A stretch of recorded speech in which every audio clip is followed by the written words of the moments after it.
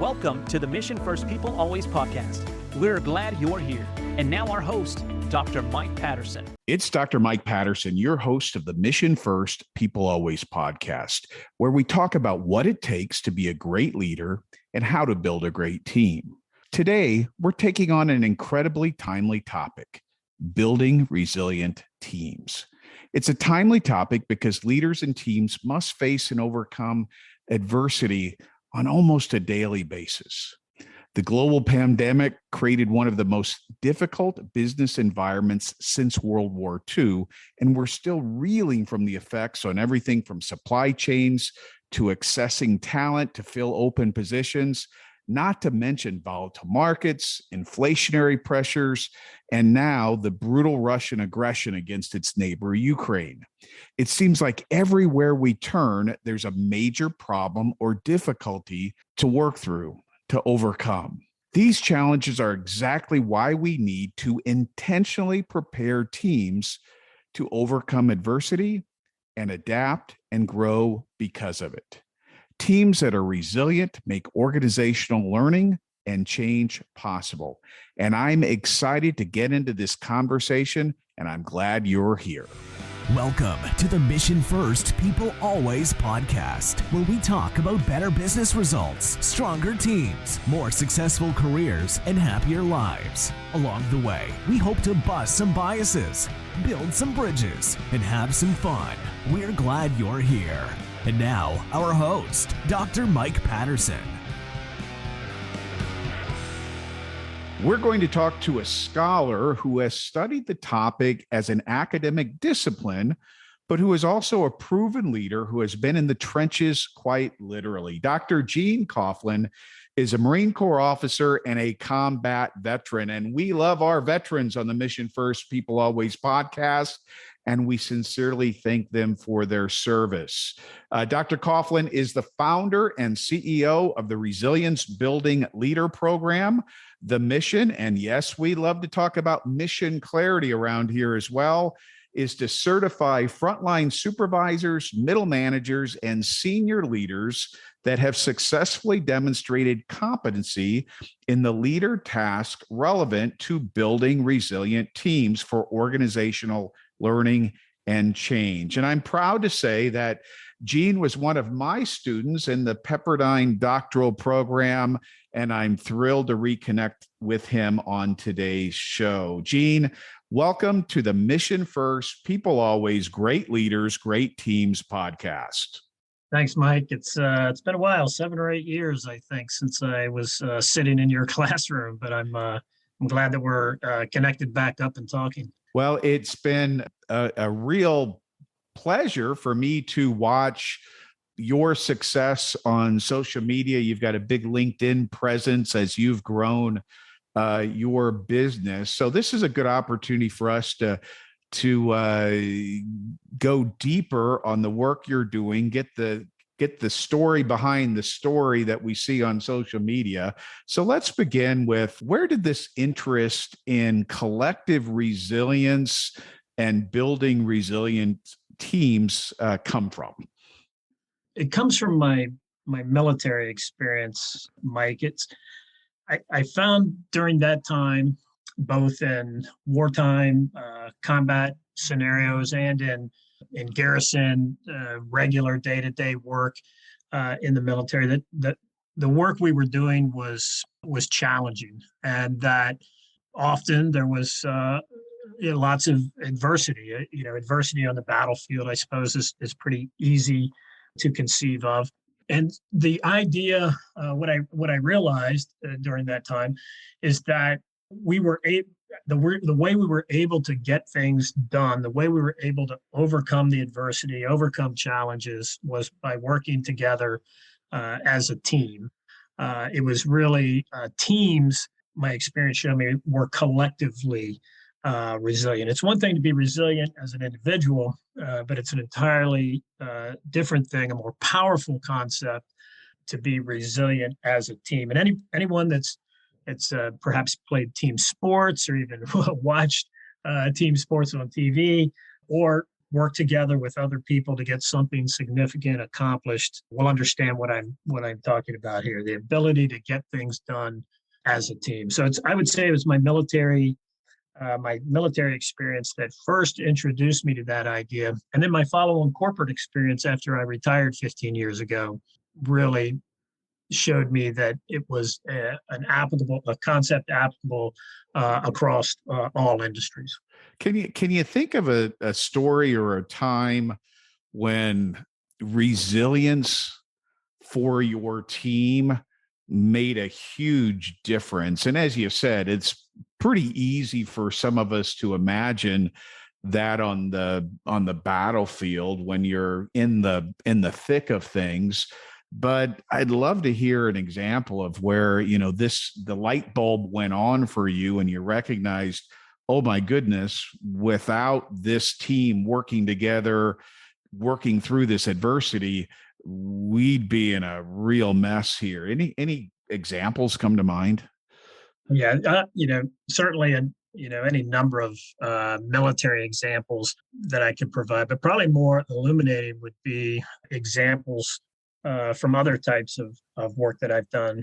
For a time, I worked at the American Red Cross as a director there, major nonprofit, working with some paid folks, with lots of volunteers working together to get things done. And during my time at the Red Cross, we responded to a number of different, wildfire type events out here in California.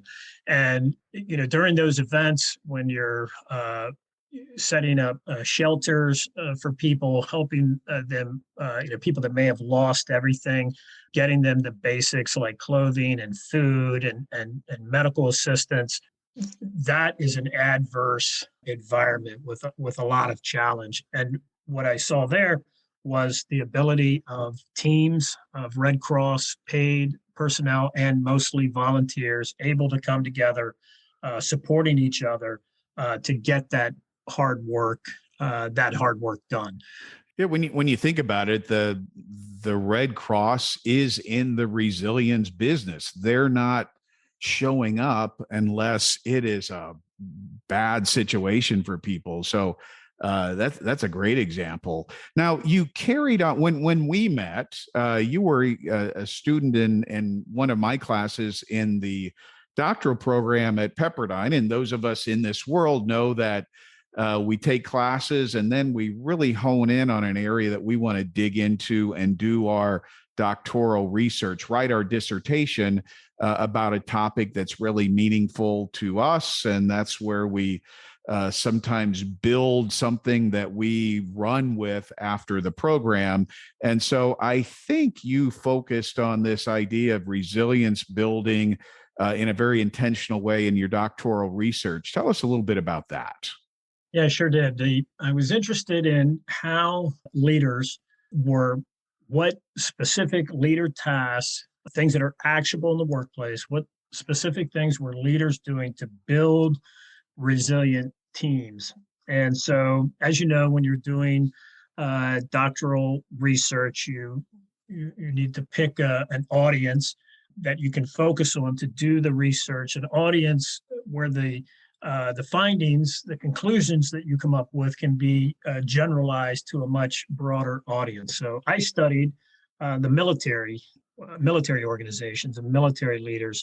One, I had access to those folks based on my prior military service, and I knew that those results could be generalized to a much broader audience, to all types of organizations. So that's what I did. And research questions, I spent time with all of the folks that I interviewed that were part of my study, asking them what specific things they were doing that built resilient teams, built the types of teams that could work together through significant adversity to get the job done. And it yielded a taxonomy of leader tasks that became the impetus, the intellectual impetus, if you will, for the follow-on job task analysis that we did later on a much broader audience. But we came up with competency domains that grouped tasks into things like creating a positive climate, developing cohesion,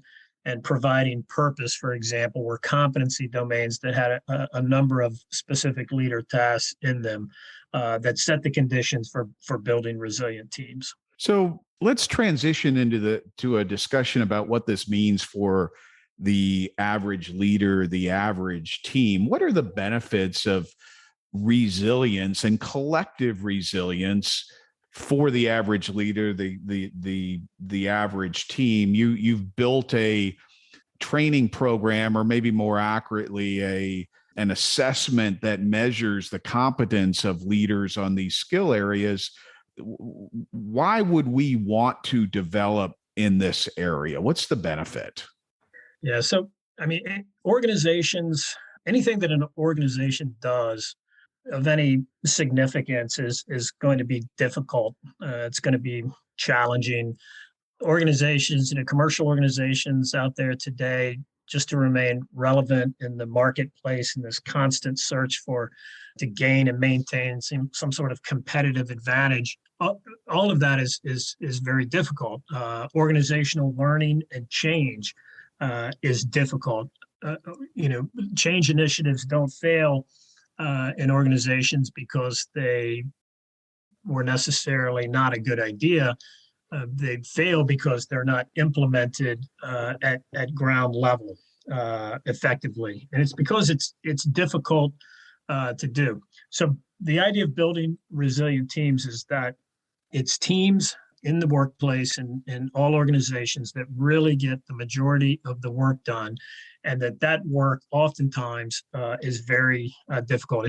For example, in the COVID crisis, it's easy to imagine how difficult it is for teams of doctors and nurses to work together on the front lines of the COVID crisis, or the example I provided with the Red Cross responding to wildfires, or firefighters battling the blaze themselves are also having to work together.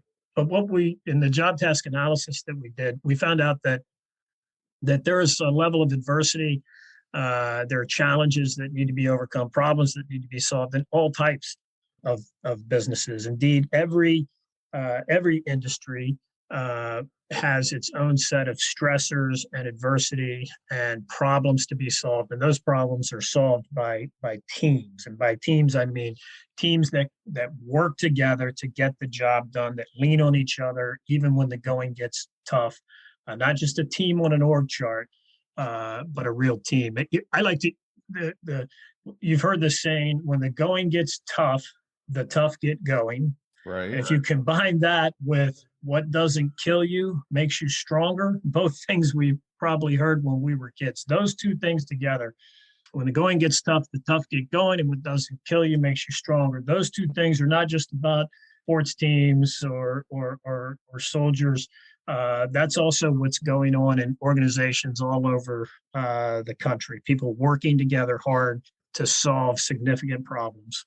So when we were chatting earlier, you gave me an example of the importance of trust between team members and trusting a leader. How does that play out in terms of helping the team work through this tough stuff when it feels like we are ready to quit? How does trusting my leader help us get through that? Let's ground it in some reality for folks.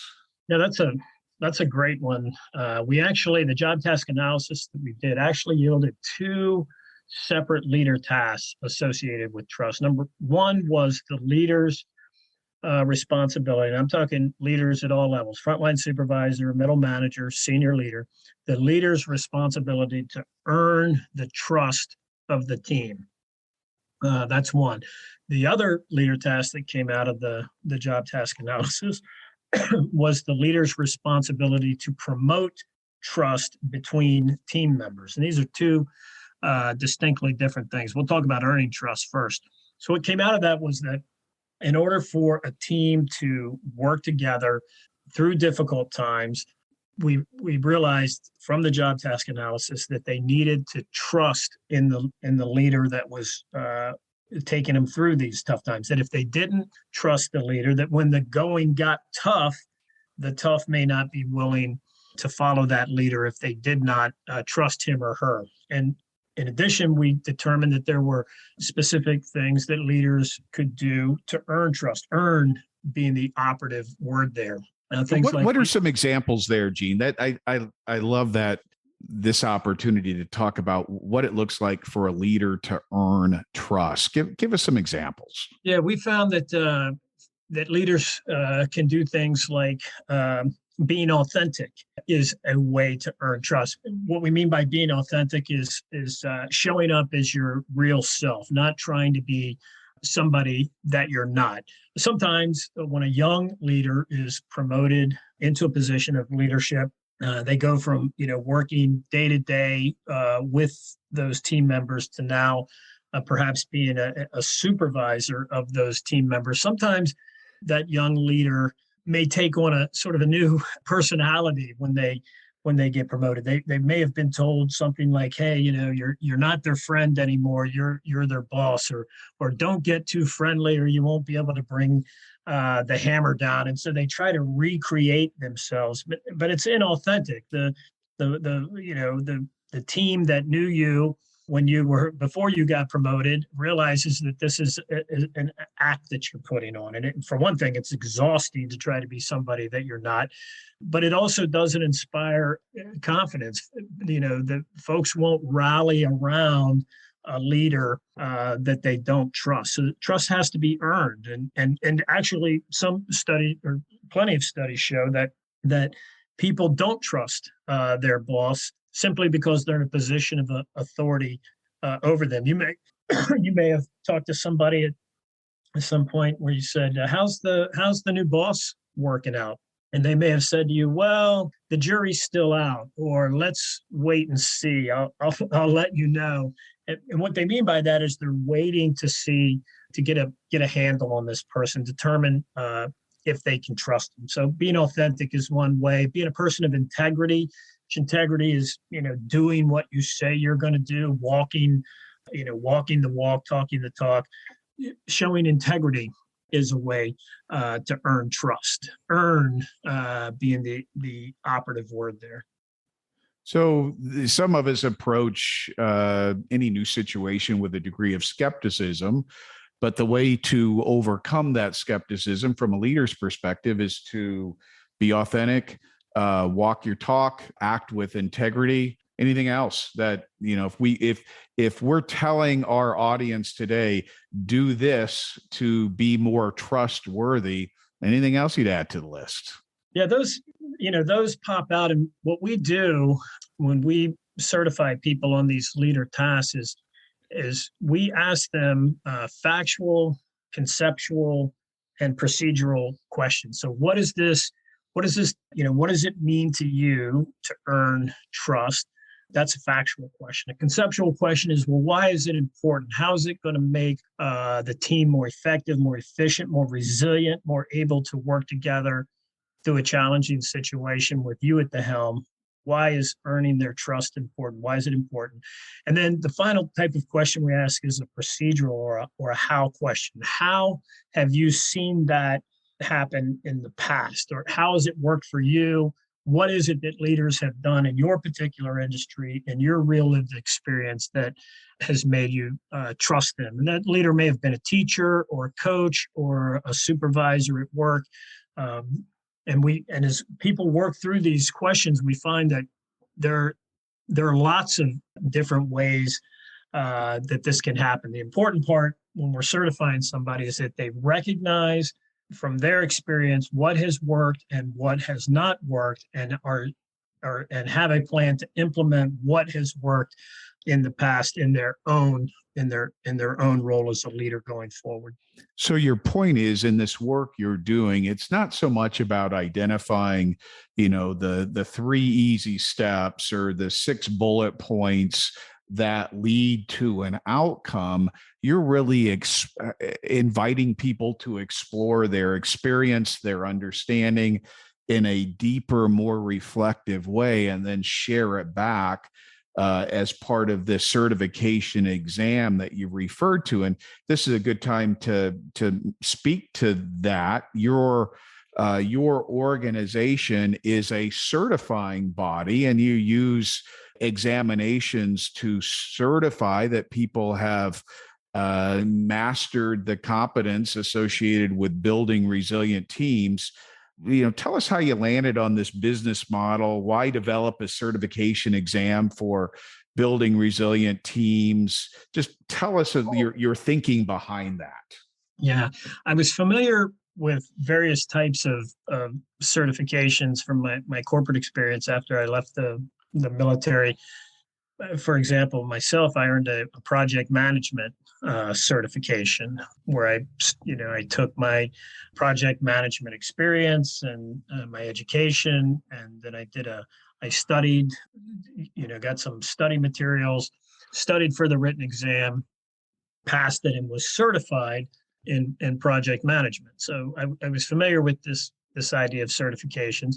And what certifications do is they validate, I like to call it brilliance at the basics. They validate a person's brilliance at the basics in any particular area. And what was missing, there were lots of certifications: project management, human resources, facilities management, lots of IT certifications. But what was missing from the marketplace was a leadership certification. And that probably has to do with the idea that it's difficult to assess those skills. Some people refer to them as soft skills, hard skills, things about managing process, where the answer to a question may be black and white. We know that answers to leadership questions often have a lot of gray area. And so I recognized that there was a need for some way to certify that a person understood basic leader competencies. Lots of leader training programs out there, but not a uniform, formal, validated assessment that got to that sort of brilliance at the basics part. And so we developed certification exams. We set out initially thinking that we might do this with a written exam, like most certification programs do. And we realized that just wasn't possible. So we developed the oral exams that validate these basic skills. I also like to say that, there's a lot of fad sort of leadership training programs out there. There's really nothing new under the sun about leadership. The secret sauce, if there is any, is to be brilliant at the basics. And when we did the job task analysis, that's what came out of that: the basics of leadership that help build resilient teams. And so we thought that in the marketplace that organizations needed a way to validate that their frontline supervisors, middle managers, and senior leaders shared a common knowledge, a common language, and that they all collectively understood the basics. And that's why we decided to do the certification exam. So you've mentioned that teams need to be led well and resilient to embrace learning and change. It's difficult to learn if we're not well led, and we're not open to change if we don't trust our leader. These are some of the things we've spoken about. Tell us more about that connection between the all important, learning piece of organizational life, as well as the constant need to address change, and sometimes rapid, unexpected change, like the changes we had to work through in the face of a global pandemic that nobody expected. Yeah, I'm glad you brought that up. And as I mentioned, there's adversity, challenge in all workplaces. My wife is a first grade teacher, and even pre-pandemic, and now mostly post-pandemic, there's plenty of challenge and adversity in her job. University professors have challenges. Tech workers have challenges.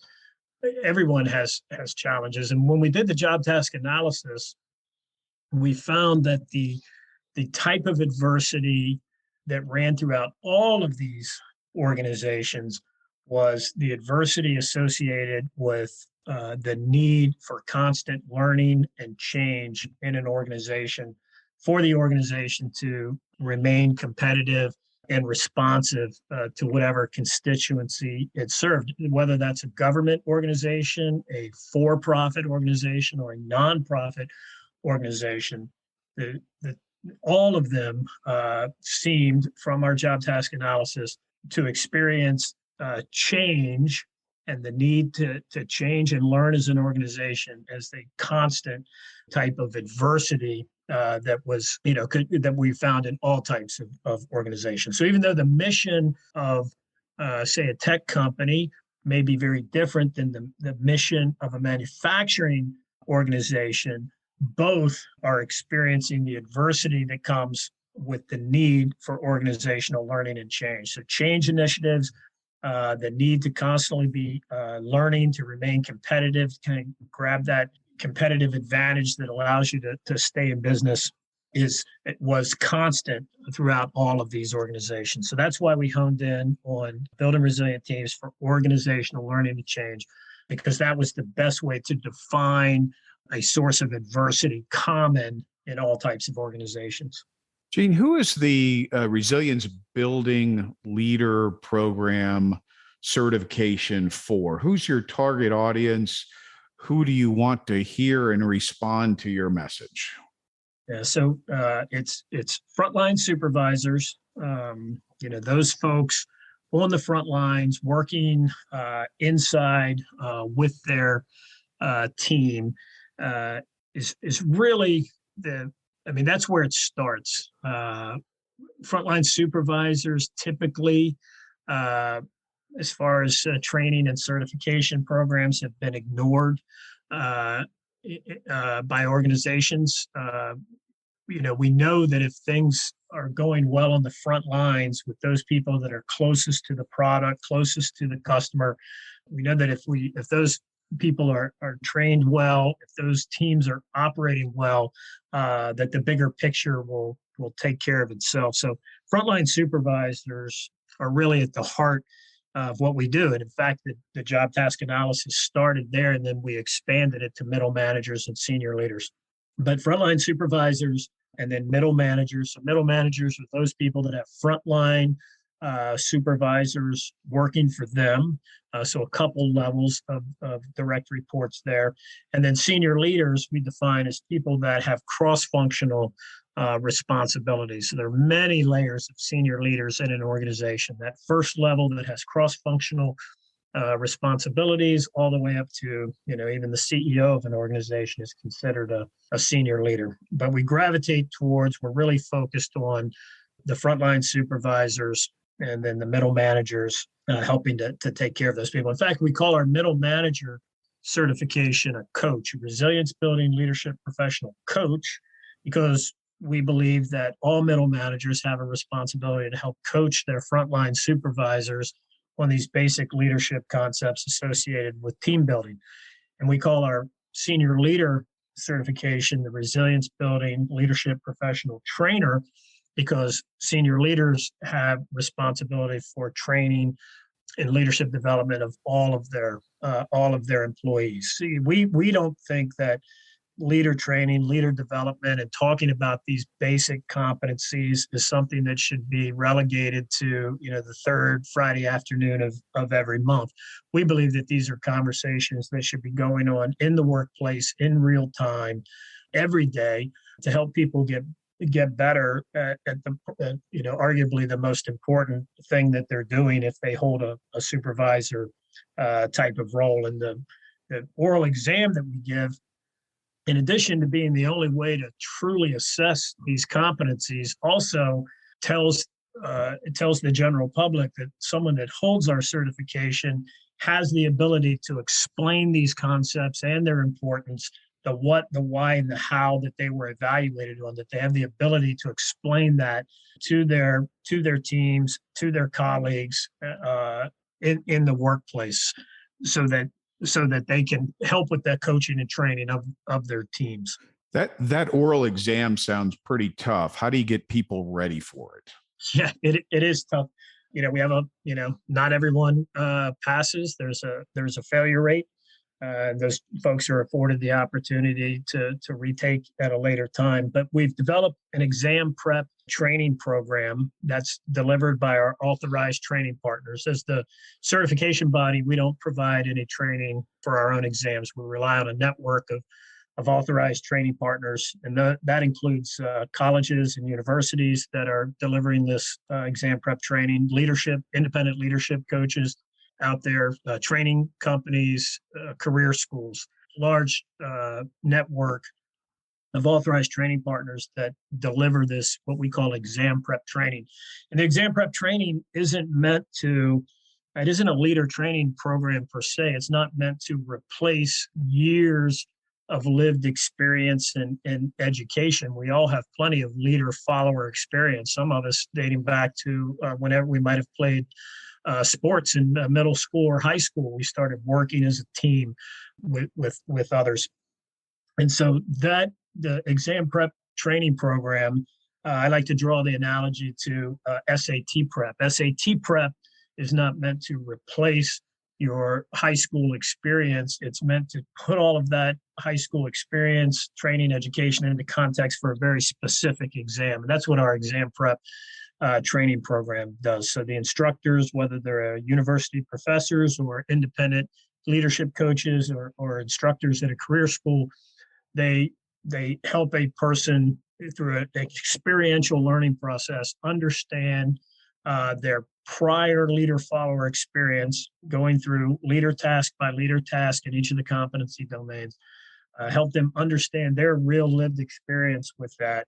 And through coaching, using coaching skills, they help to draw out a person's understanding of those tasks, the importance of those leader tasks, and more importantly, how they fit together so that the frontline supervisor understands how what they do is connected to middle management and senior leadership and vice versa.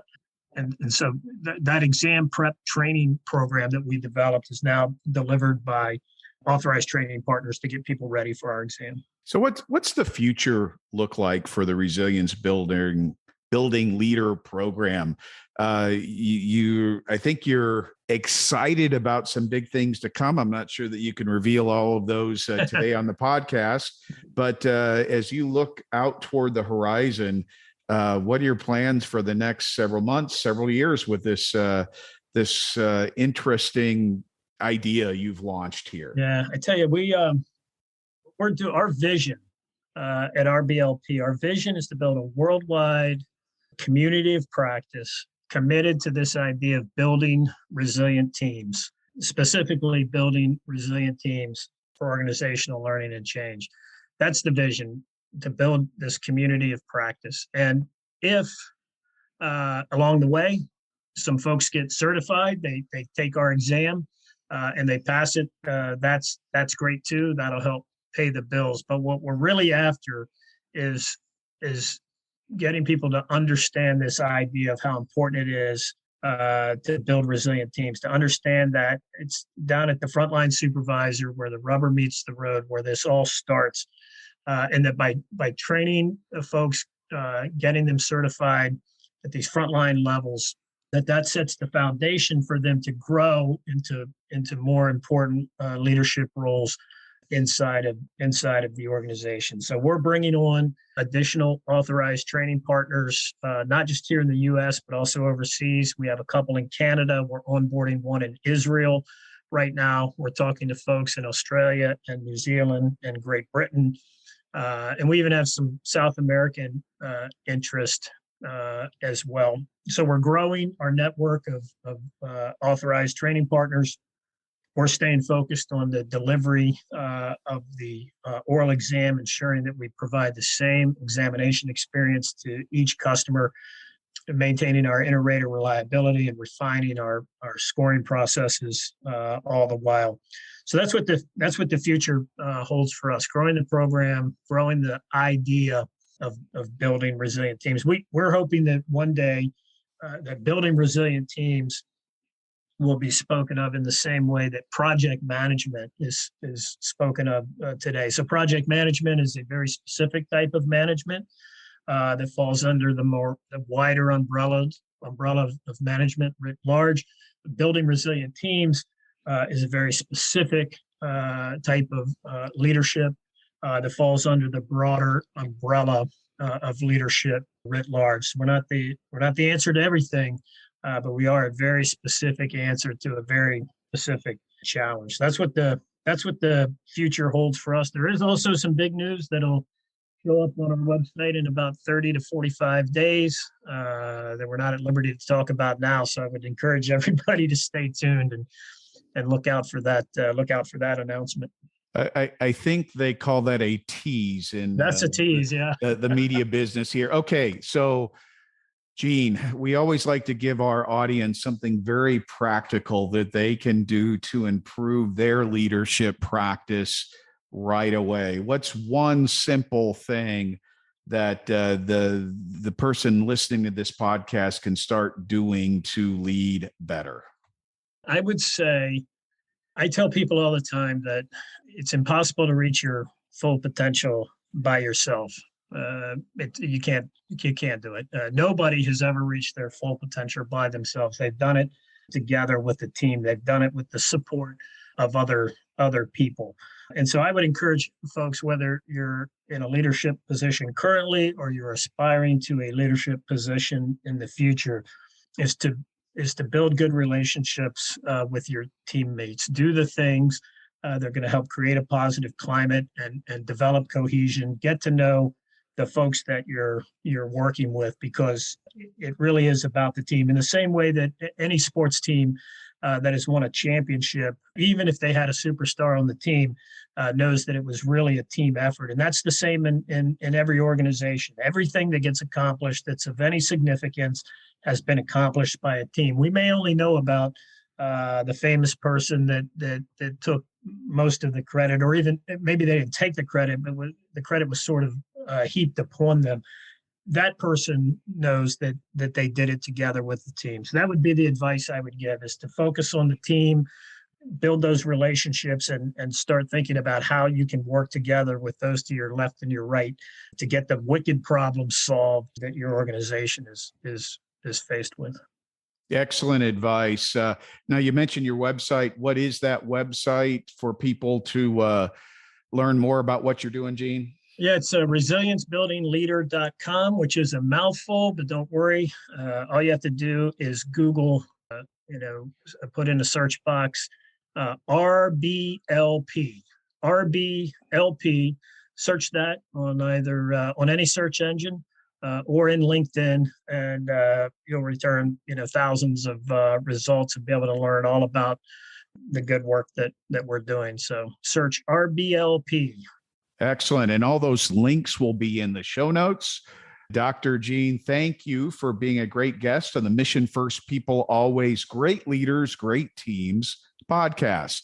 I wish you and your organization great success as you continue your mission of building more resilient leaders and teams. And before we close this episode, here are a couple of key takeaways from my perspective.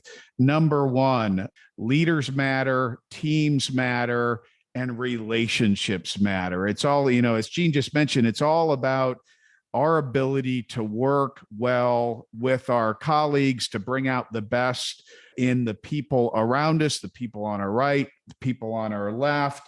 And if we're going to be able to overcome the inevitable challenges that our team will face, if we're going to be able to learn and deal with change, we've got to build those trusting relationships with people. And I think the work that Gene and his organization is doing is outstanding. It is necessary. And I love the way that we're going to be able to validate and document competence in these important areas through his work. So until next time, be a great leader. Your people deserve it, and your performance will prove it. God bless everyone.